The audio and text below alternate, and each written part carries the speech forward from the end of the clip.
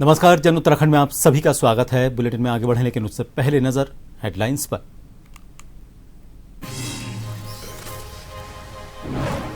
देहरादून के प्रेमनगर में जीएसटी बचत उत्सव में मुख्यमंत्री पुष्कर सिंह धामी ने की शिरकत। व्यापारियों और जनता से की मुलाकात। घटित जीएसटी दरों का लाभ पहुंचाने और स्वदेशी उत्पादों को बढ़ावा देने का किया आह्वान।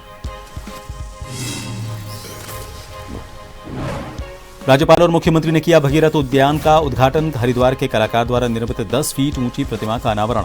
लोक कल्याण और संस्कृति संरक्षण का संदेश देने का दोहराया संकल्प।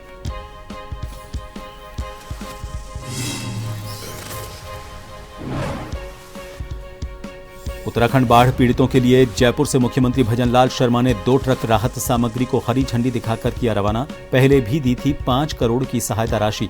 हर संभव मदद का दोहराया भरोसा। यूकेएसएससी स्नातक स्तरीय परीक्षा गड़बड़ी पर देहरादून में कांग्रेस का जोरदार विरोध प्रदर्शन। प्रदेश उपाध्यक्ष ने लगाए पेपर लीक माफिया को संरक्षण देने के आरोप। पुतला दहन कर युवाओं से आर पार की लड़ाई का आह्वान। और नवरात्र के पहले दिन मंदिरों में उमड़ी श्रद्धालुओं की भीड़। गंगा घाटों पर चला पवित्र स्नान और पूजा अर्चना का दौर। देशभक्त में भक्ति और आस्था का दिखा अद्भुत संगम।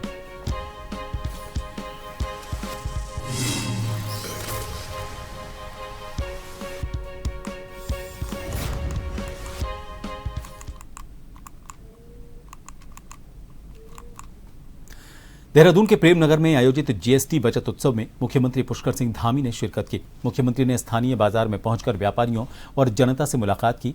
उन्होंने व्यापारियों से घटी हुई जीएसटी दरों की जानकारी जनता तक पहुंचाने का आग्रह किया। मुख्यमंत्री ने कहा कि प्रधानमंत्री नरेंद्र मोदी के नेतृत्व में केंद्र सरकार ने कई आवश्यक वस्तुओं और सेवाओं पर जीएसटी दरों में कमी की है, जिसका सीधा फायदा आम जनता को मिल रहा है। उन्होंने लोगों से स्वदेशी और स्थानीय उत्पादों को प्राथमिकता देने की अपील की। सीएम धामी ने कहा कि स्थानीय उत्पादों को बढ़ावा देने से कुटीर उद्योग और कारोबारियों को प्रोत्साहन मिलेगा और आत्मनिर्भर भारत का सपना साकार होगा।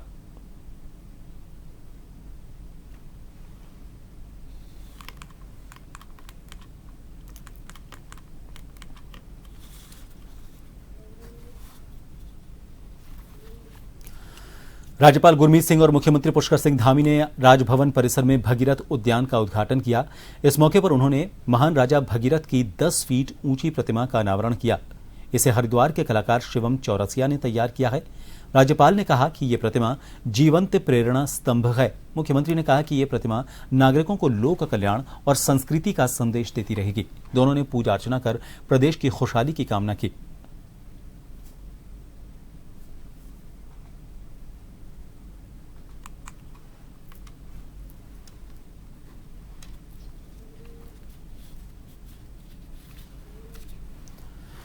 मुख्यमंत्री भजनलाल शर्मा ने एक बार फिर बाढ़ पीड़ित उत्तराखंड वासियों के लिए मदद का हाथ बढ़ाते हुए 2 ट्रक राहत सामग्री को रवाना किया।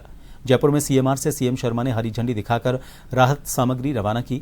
इससे पहले भी मुख्यमंत्री ने 5 करोड़ की सहायता राशि का चेक उत्तराखंड आपदा पीड़ितों की मदद के लिए जारी किया था। साथ ही उत्तराखंड के मुख्यमंत्री पुष्कर सिंह धामी से भी बात कर हर संभव मदद का भरोसा जताया था। मुख्यमंत्री ने कहा कि उत्तराखंड वासियों की हर संभव मदद के लिए राजस्थान सरकार तैयार है।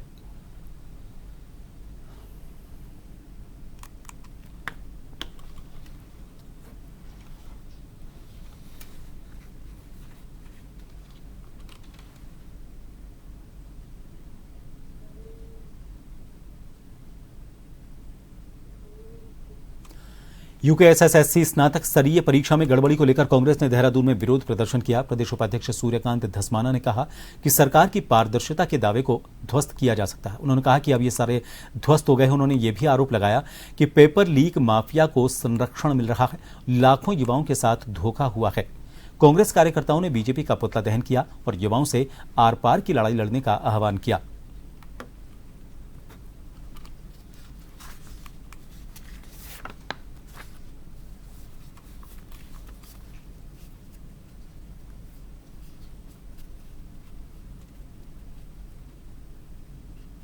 तो यूके ट्रिपल एससी की जो परीक्षा इन दावों के बीच हुई सरकार की कि राज्य में सख्त नकल विरोधी कानून आने के बाद सारी परीक्षाएं पारदर्शी हैं, उस दावे की धज्जियां उड़ गई।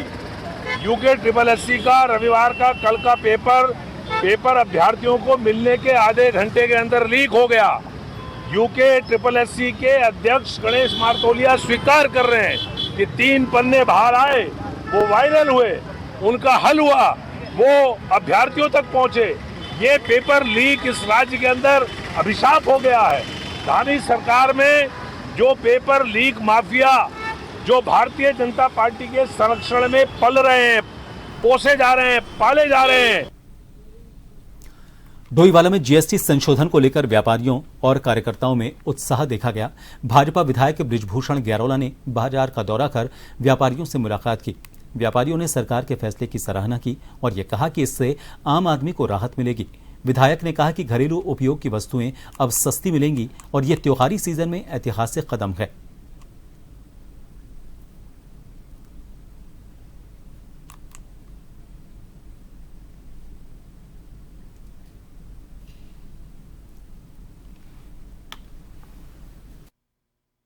प्रधानमंत्री आदरणीय नरेंद्र मोदी जी का, आदरणीय भारत सरकार के वित्त मंत्री जी का बहुत बहुत धन्यवाद और बहुत बहुत आभार प्रकट करता हूं कि आज नवरात्रि के जो शुभ अवसर पर आज ये जीएसटी में बहुत कुछ सुधार हुआ है और आम कंज्यूमर उपभोक्ता हो, व्यापारी हो और आम जनमानस को ये जीएसटी सुधार में से बहुत लाभ मिलने वाला है। पहले 4 स्लैब होते थे, आज 2 स्लैब मात्र रह गए हैं और आम चाहे दवाओं की कीमत में कमी का हो, खाद्यान्न सामग्री में हो, कारों का हो, बाइक हो, स्कूटी। देखिए, ये जो जीएसटी की जो दरें घटाई गई हैं पूरे हिंदुस्तान के अंदर, पूरे भारत के अंदर, एक बहुत बड़ी सौगात जो है आम जनता को, जो भारत की जनता को माननीय प्रधानमंत्री नरेंद्र मोदी जी के द्वारा दी गई है। और ये आज नवरात्रि का पहला दिन है। इसमें नवरात्रि दिनों में, त्योहारों के दिनों में जो है पूरे देश की जनता को जो है भारतीय जनता पार्टी की सरकार के द्वारा एक बहुत बड़ी सौगात दी गई है। निश्चित तौर पर जो है, जो आम ज़रूरत की जो वस्तुएं हैं, जो आम आदमी की ज़िंदगी में जो वस्तुएं यूज होती हैं, जिन पे पहले दर 12%, 18% और 28% हुआ करती थी, आज वो दरें घटा के मात्र 5% रह गई हैं। 99% जो दैनिक जीवन की जो उपभोग की वस्तुएं हैं, उन पर जो हल्द्वानी में कांग्रेस विधायक सुमित हृदयेश ने केंद्र सरकार पर गंभीर आरोप लगाए हैं। उन्होंने कहा कि जीएसटी सुधार का सबसे ज्यादा बोझ छोटे और मध्यम वर्ग के कारोबारियों पर पड़ा है।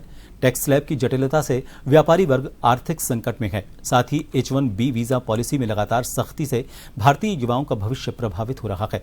सुमित हृदयेश ने केंद्र से मांग की कि इन मुद्दों पर ठोस कदम उठाए जाएं ताकि व्यापारियों और युवाओं को राहत मिल सके।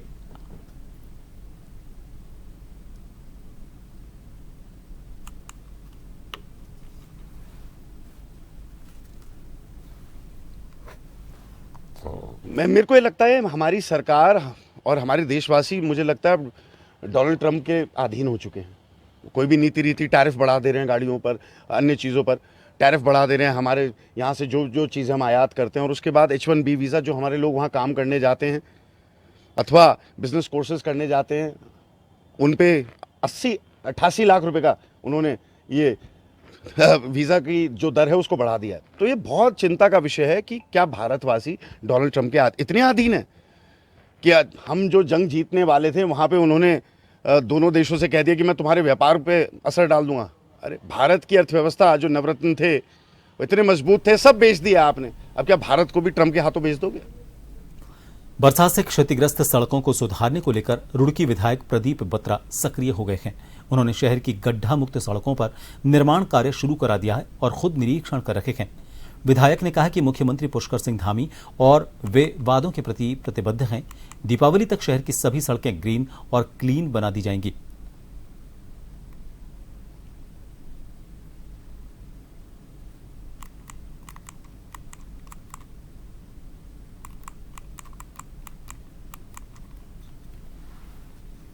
देखिए, इस बार आपने देखा आपदा की स्थिति के रूप में बारिश आई और अतिवृष्टि हुई है और मैं समझता हूँ कि अब बारिश रुक गई है और बारिश को अलविदा हम लोग कह चुके हैं। तो तुरंत ही पैच वर्क स्टार्ट करा दिया गया है और सड़कों की मरम्मत स्टार्ट हो गई है। जहाँ बहुत अधिक समस्या है वहाँ पे भराव करा के और तुरंत सड़क बनाई जा रही है। रामनगर कचहरी रोड आज शुरुआत कर दी गई है और भराव का कार्य शुरू हो गया। मैं समझता हूँ कि 1 हफ्ते के अंदर सड़क बन के तैयार हो जाएगी और जो नाला है उसकी मरम्मत भी कराई जाएगी, पानी निकासी का भी इंतजाम किया जाएगा। काशीपुर में देर रात विशेष समुदाय के लोगों की ओर से बिना अनुमति के निकाले गए जुलूस के दौरान पुलिस के साथ मारपीट और अभद्रता के बाद काशीपुर में स्थिति सामान्य है। एहतियातन पुलिस और पीएसी को तैनात कर दिया गया है। पुलिस और जिला प्रशासन के आला अधिकारी काशीपुर पहुंचे और मीटिंग की।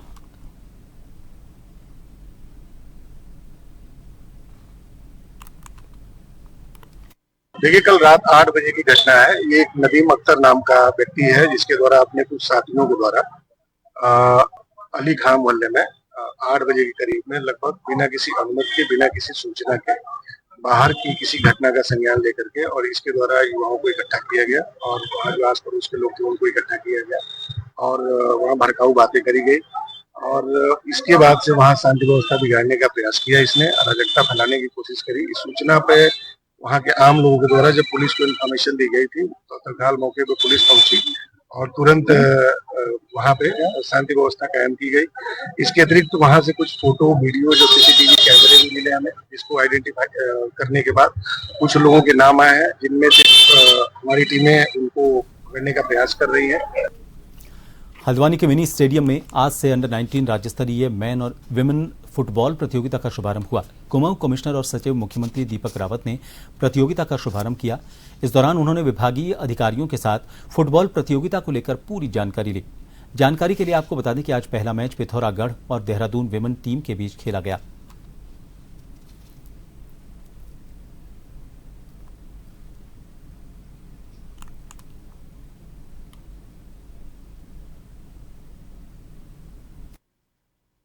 तो आपने सही कहा, इंफ्रास्ट्रक्चर की आपने बात की तो ये तो खुद ही माननीय मुख्यमंत्री की घोषणा है, उसके तहत ये बना था और बहुत ही अच्छी फैसिलिटी शहर के बीचों बीच बनी है और बहुत खुशी की बात है कि यहाँ पे state level under 19 tournament football का यहाँ पे किया जा रहा है। पहला मैच पिथौरागढ़ देहरादून के बीच में है। उम्मीद करते हैं अच्छे मैचेस होंगे। अभी मैंने यहाँ पे सीईओ साहब से, स्पोर्ट्स डिपार्टमेंट से भी कहा है कि जो भी हमारे प्लेयर्स हैं इनको अच्छी फैसिलिटीज मिले, कहीं किसी प्रकार की दिक्कत ना हो। और क्योंकि लगातार ये आयोजन हल्द्वानी में होते रहे हैं और होते भी रहेंगे, तो इसमें अगर किसी प्रकार का इंफ्रास्ट्रक्चर बढ़ाना है तो उसके लिए जो भी वित्तीय सहायता है, जो टीपीआर बनने हैं, उसको भी हम तत्काल। नकल विरोधी कानून और हाल ही में सामने आए पेपर लीक मामले को लेकर सियासत गर्मा गई है। बीजेपी मीडिया प्रभारी मनवीर चौहान ने कहा कि मुख्यमंत्री पुष्कर सिंह धामी बेरोजगार युवाओं के साथ खड़े हैं और उनकी मेहनत पर पानी फेरने वालों को किसी भी हाल में बख्शा नहीं जाएगा। उन्होंने कहा कि प्रदेश में देश का सबसे कठोर नकल विरोधी कानून लागू किया गया है। सैकड़ों आरोपितों को जेल भेजा जा चुका है। उन्होंने विपक्ष पर आरोप लगाया कि कांग्रेस और अन्य दल सरकार को बदनाम करने के लिए षड्यंत्र रच रहे हैं।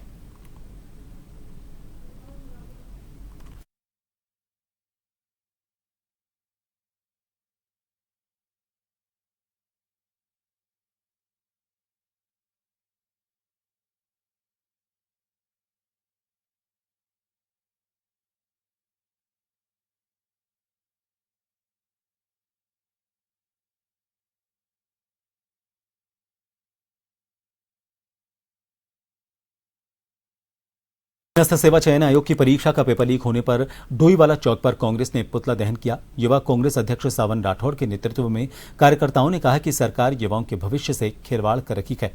विधायक बृजभूषण गैरोला ने कहा कि दोषियों पर जल्द कार्रवाई होगी।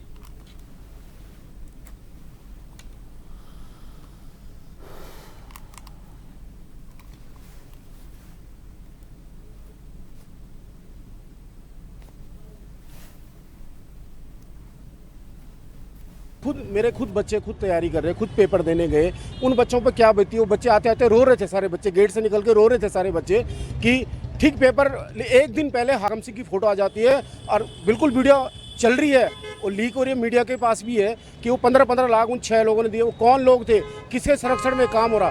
सीधा सीधा सवाल भाजपा सरकार पे, शिक्षा मंत्री धन सिंह पे है और जो पूर्व जो हमारे मुख्यमंत्री त्रिवेंद्र सिंह रावत जी के जो खासम खास हुआ करता था हाकम सिंह, उसका नाम सामने आया। वो बार बार जेल से छोड़ा जाता है और बार बार अब एक बार फिर पेपर लीक। देखिए, हमारे उत्तराखंड के सभी बच्चों का भविष्य बहुत अधर में लटका हुआ है। पेपर लीक का जो विषय कह रहे हैं उस पर पूरी जांच, हमारी पूरी एजेंसियां, हमारी पुलिस प्रशासन इस पर पूरी जांच ऐसे कर रही है और जो भी दोषी है उसको पकड़ा जाएगा। और आप सब लोग जानते हैं कि हमने अपने आदरणीय मुख्यमंत्री पुष्कर सिंह धामी जी के द्वारा, जो हमारे सरकार के द्वारा ये नकल विरोधी जो ये एग्जाम जो हमारे होते थे, ये कैरियर से संबंधित जो होते थे, नौकरी से संबंधित थे, उस पर हमने कानून बना करके उनके खिलाफ कड़ी कार्रवाई की है। जो भी अगर ऐसा कहीं अभी इसकी जांच चल रही है और कहीं भी कोई ऐसा कोई अगर इसका मिलेगा तो दोषी बख्शा जा सकते। तो आपने देखा है कितना खराब परिविधान है, उसकी प्रॉपर्टी तक हम कर सकते हैं। सैनिक कल्याण मंत्री गणेश जोशी ने बैठक में शहीद सम्मान यात्रा की तैयारियों की समीक्षा की। मौसम विभाग के अलर्ट को देखते हुए यात्रा की शुरुआत अब 25 सितंबर से होगी। ये यात्रा 4 अक्टूबर तक चलेगी। मुख्यमंत्री पुष्कर सिंह धामी देहरादून से इस यात्रा का शुभारंभ करेंगे। इस दौरान 71 अमर बलिदानियों के आंगन की पवित्र मिट्टी कलश में इकट्ठा की जाएगी, जिसे आगे सैन्य धाम में सम्मिलित किया जाएगा। बैठक से पहले मंत्री को विभाग ने भर्ती पूर्व प्रशिक्षण की सफलता पर मिला स्कॉच अवार्ड भी भेंट किया।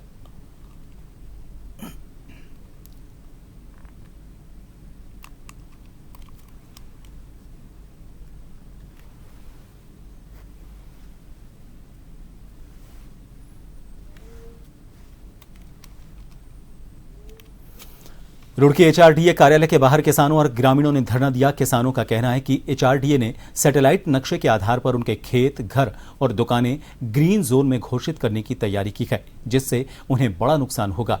किसानों ने चेतावनी दी कि अगर यह कानून जल्द निरस्त नहीं हुआ तो बड़ा आंदोलन होगा। इस दौरान उत्तराखंड किसान मोर्चा के नेता भी मौजूद रहे।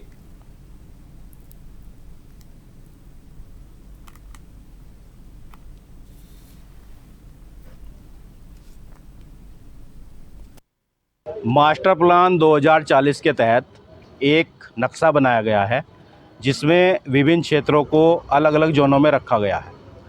किसानों से इस संबंध में कोई बात नहीं करी गई, ना ही ज़मीनी स्तर पर इस तरह का कोई सर्वे किया गया है। ये एक हवाई सर्वे है और किसानों की मर्जी इसमें नहीं है। किसानों को व्याप्त रोष है। कुछ ज़मीनें ऐसी हैं जिसमें खेती हो रही है, कुछ ज़मीनें ऐसी हैं जो आबादी में हैं, कुछ ज़मीनें जो हाईवे के बहुत पास हैं, उनको बहुत दूर दिखाया गया है। तो बहुत सारी त्रुटियां इस सजरे में, इस नक्शे में है, जिसका किसान, कई गांवों के किसान यहाँ पर आकर विरोध कर रहे हैं। और इस विरोध को सुनने के लिए हमारे उत्तराखंड किसान मोर्चा के राष्ट्रीय अध्यक्ष जी भी आए और उप जिलाधिकारी साहब भी आए, जिनको एक ज्ञापन दिया गया। और ये जितनी भी त्रुटियाँ हैं, इनको दूर करने की हमारी तरफ से जो है उनको निवेदन किया गया है। और उन्होंने हमें इस बात का आश्वासन भी दिया है कि बहुत जल्द इन त्रुटियों को दूर किया जाएगा। अभी 2 दिन पहले किसानों को पता चला था, भगवानपुर के किसान, नगड़ाई मर्ती के किसान जो हाईवे के किनारे उनकी ज़मीनें हैं, तो यहाँ पे आके पता चला कि आपकी ज़मीनें जो है ना, जो पट्टे भी आवंटित हो रखे हैं एससी समाज के लोगों को, और जो किसान के पास 8-10 बीघे ज़मीन है वो सिर्फ इसलिए बचा के रखी कि भाई अपनी दुकान भी कर सको और अपने मकान भी बना सको। इन्होंने क्या करा, वो ज़मीन जो नाले खाड़ों की दिखा के डंप कर दी कि आप इसमें कभी भी कोई मकान, दुकान या कोई भी निर्माण नहीं कर सकते। उसके बराबर में कॉलोनियाँ हैं। जब भाई कॉलोनियाँ उसमें आपने वो कर दी बनाने के लिए, तो बराबर की ज़मीन आप कैसे दर्शा रहे? वहाँ 20 फुट मिट्टी भी खोदोगे, वहाँ तालाब नहीं दिखाई देने का, वहाँ कोई पानी चलता हुआ नहीं दिखाई देने का। आपने वो दर्शा दी कि इसमें नाली खाड़ों की ज़मीन है। जबकि ये जो सर्वे हुआ, ये तो घर बैठ के इन्होंने नक्शा बना दिया। कोई धरातल पे किसानों से पूछ के कोई नक्शा नहीं बनाया गया। किसी अधिकारी कोई गांव में नहीं आया कि भाई आपकी ज़मीन किस यूज की। चारों तरफ जो ज़मीनें हैं रेजिडेंशियल ज़मीनें हैं। धारचूला से कांग्रेस विधायक हरीश धामी ने पिथौरागढ़ के डीएम, एडीएम, एसडीएम मुंसियारी और एसडीएम धारचूला के खिलाफ अनुशासनात्मक कार्रवाई किए जाने को लेकर विधानसभा अध्यक्ष ऋतु खंडूड़ी भूषण को पत्र लिखा। इसमें कहा गया है कि उनके विधानसभा क्षेत्र के नामिक धामी गांव और सोबला में आपदा के कारण सड़कें बंद हैं। यहां से कुछ गंभीर व्यक्तियों को अस्पताल पहुंचाने के लिए पिथौरागढ़ से हेली सेवा उपलब्ध करवाने के लिए उन्होंने एडीएम, एसडीएम मुंसियारी और एसडीएम धारचूला को पहले व्हाट्सएप से मैसेज भेजा। जवाब नहीं मिलने पर फोन किया, लेकिन तीनों अधिकारियों ने फोन नहीं उठाया। इस मामले को लेकर कांग्रेस प्रदेश अध्यक्ष करण माहरा की प्रतिक्रिया भी सामने आई है।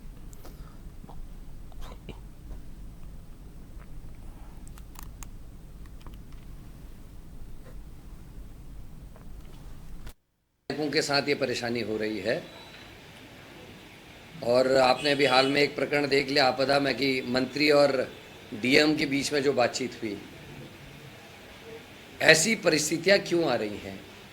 क्यों अधिकारी नेताओं के फ़ोन नहीं उठा रहे या बातचीत नहीं कर रहे? इसको समझा जा सकता है। मैं 3 साल से लगातार आप लोगों के बीच में एक बात कहते रहा हूँ, लाल फीताशाही हावी हो रही है। और इसमें गेहूं के संग घुन भी पिस रहा है। कई अच्छे अधिकारी हैं। मैं डीएम देहरादून की इस बात पर तारीफ करता हूं और चमोली की कि दोनों जिला अधिकारी अपनी जिम्मेदारियों का निर्वहन बहुत अच्छी तरीके से कर रहे हैं, लगातार मेहनत कर रहे हैं, रात रात जाग कर लोगों के बीच में जाके सहायता पहुंचाने की कोशिश कर रहे हैं। नैनीताल जिले में औषधि विभाग की टीम ने बड़ी कार्रवाई को अंजाम दिया है। विभाग ने आज रामनगर में एक मेडिकल स्टोर पर औचक छापामारी करते हुए दुकान को सील कर दिया। जिला औषधि निरीक्षक अर्चना ने यह बताया कि मेडिकल स्टोर पर किसी प्रकार का नाम या बोर्ड नहीं था। जांच में यह भी सामने आया कि दुकान संचालक ने दवा बेचने के लिए अब तक किसी भी प्रकार का लाइसेंस नहीं लिया था और बिना अनुमति के यहां पर भारी मात्रा में एलोपैथिक दवाओं को भंडारण किया गया था। इतना ही नहीं, दुकान में सुरक्षा मानकों के अनुरूप सीसीटीवी कैमरे भी नहीं लगाए गए थे।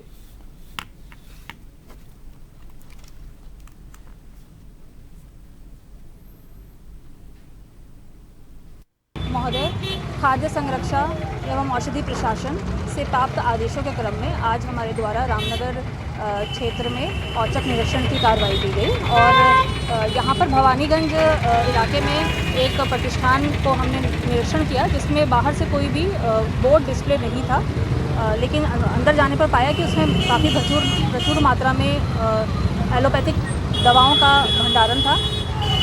फर्म स्वामी सर पूछने पर तो उन्होंने बताया कि इसका कोई भी उन्होंने लाइसेंस के लिए आवेदन नहीं किया है और ना ही प्रतिष्ठान में सीसीटीवी कैमरा मिला और रेफ्रिजरेटर भी नहीं था।